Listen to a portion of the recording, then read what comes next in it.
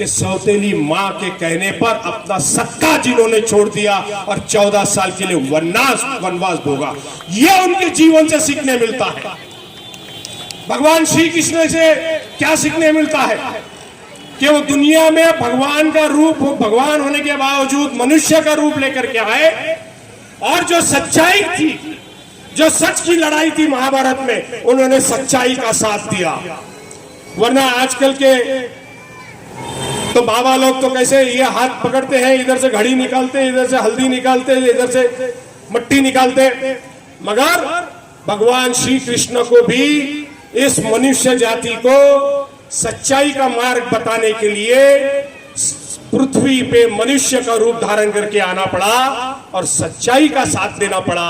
अगर भगवान श्री कृष्ण चाहते तो वो गलत लोगों का साथ दे करके, क्योंकि भगवान थे और गलत लोगों को जिता सकते थे, लेकिन अगर उन्होंने वैसा किया होता तो दुनिया के अंदर गलत ही गलत हुआ था और लोगों ने कभी सच्चाई का साथ नहीं दिया होता।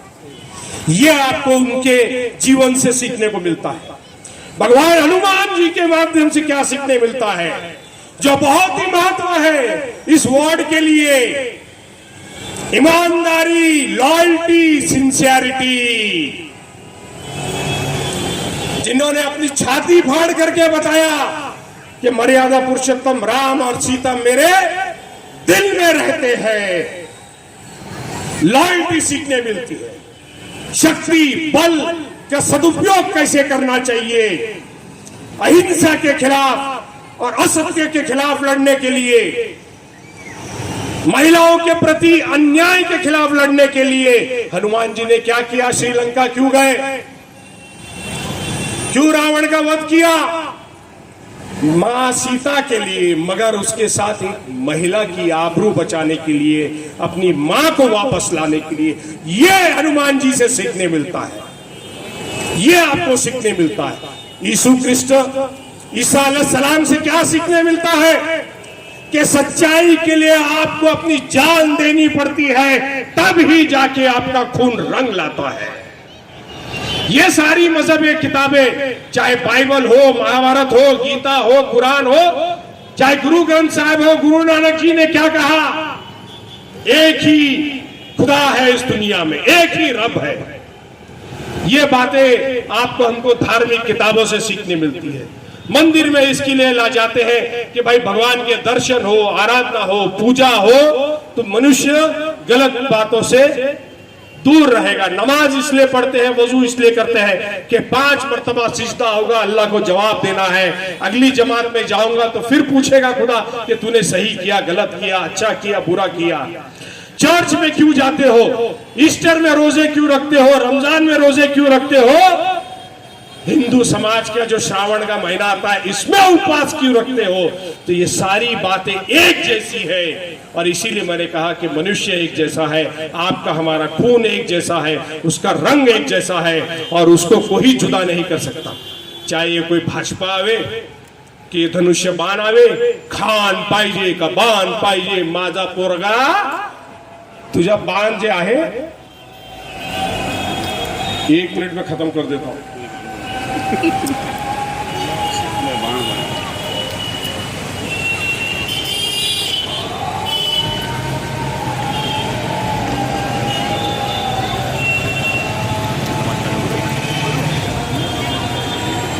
सारी मजहबी किताबें और सारे मजहब एक ही बातें सिखाते हैं, अलग अलग जुबान में सिखाते हैं और यही हिंदुस्तान की पचरंगी संस्कृति है, कल्चर है कि आप और हम सब एक साथ एकजुट होकर के रहते हैं। इस शहर का यही कम्युनल हार्मनी, ये आपका हमारा रियल एसेट है और यही वजह है कि लाखों की तादाद में इस शहर में लोग आए और हम आने वाले इस बाय इलेक्शन के चुनाव के लिए भी मैं आप लोगों से हाथ जोड़ करके गुजारिश भी करना चाहूँगा कि हमारी यहाँ से जो कैंडिडेट रहेगी श्रीमती प्रीता यशवंत चौहान, ये भक्ति वेदांता के अंदर मेडिकल सोशल वर्कर करके काम करती है और हमारे पार्टी की वर्कर है और हमारे पार्टी के जो वर्कर है बब्बू यशवंत चौहान, जो सेक्टर 2 में रहते हैं, सेक्टर 4 में रहते हैं, ये उनकी वाइफ है और हमारे कार्यकर्ता की फैमिली में से है। और हम आप लोगों से हाथ जोड़ के गुजारिश भी करेंगे कि एक सोशल वर्क की फील्ड में वो पिछले 10-15 सालों से लोगों की खिदमत का काम वो कर रही है। इसको हम आप लोगों के सामने जब चुनाव डिक्लेयर होगा तब लाएंगे। जो हमारे से और पार्टी से, कौम से, आवाम से, इलाके से, वार्ड से जो गद्दारी करके दूसरी पार्टी में सिर्फ पैसे के ताल्लुक से गई है, जिसको 25 लाख रुपए भाजपा ने दिया और उसने अपना नगर सेवक पद का राजीनामा दिया है। 25 लाख अपने आप को बेच दिया, अपने ईमान को बेच दिया, लोगों की उम्मीदों को बेच दिया, लोगों के भरोसे को बेच दिया, लोगों के साथ गद्दारी की है। ऐसे लोगों को उसकी जगह दिखाने का काम आपको हमको करना है।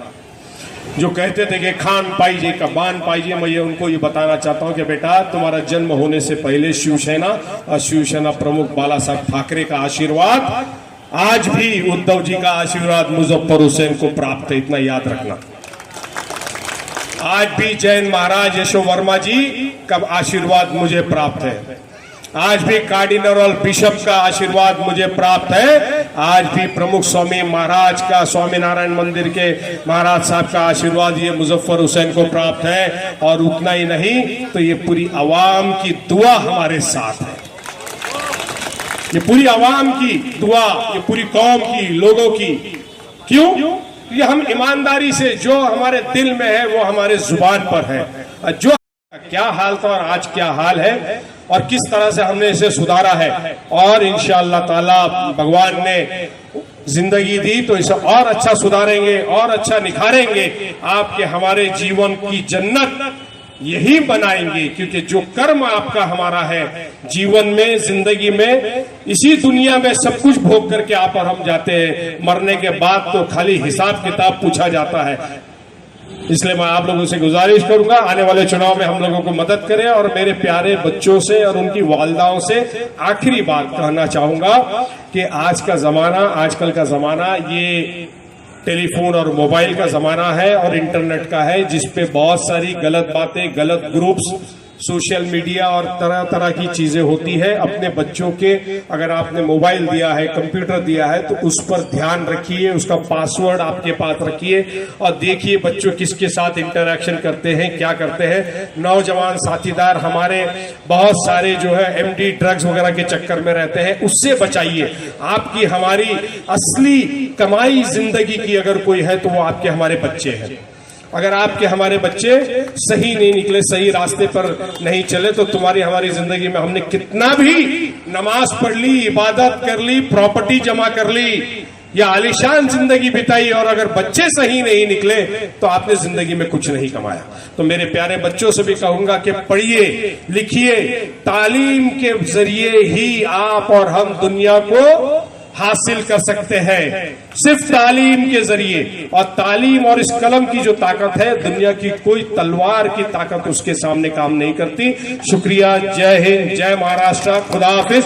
प्रीति यशवंत चव्हाण, 2 शब्दात तुमचं हे म्हणायचं।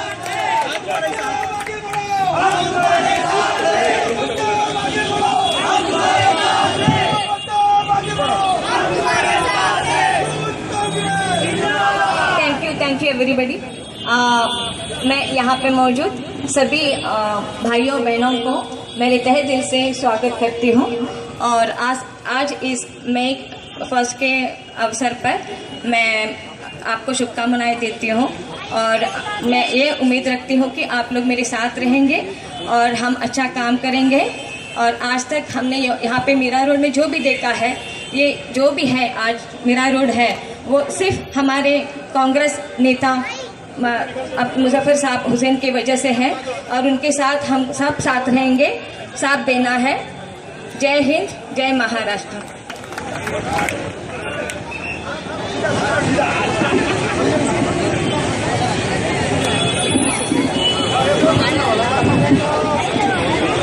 बच्चों का नोटबुक्स का वितरण का कार्यक्रम चालू।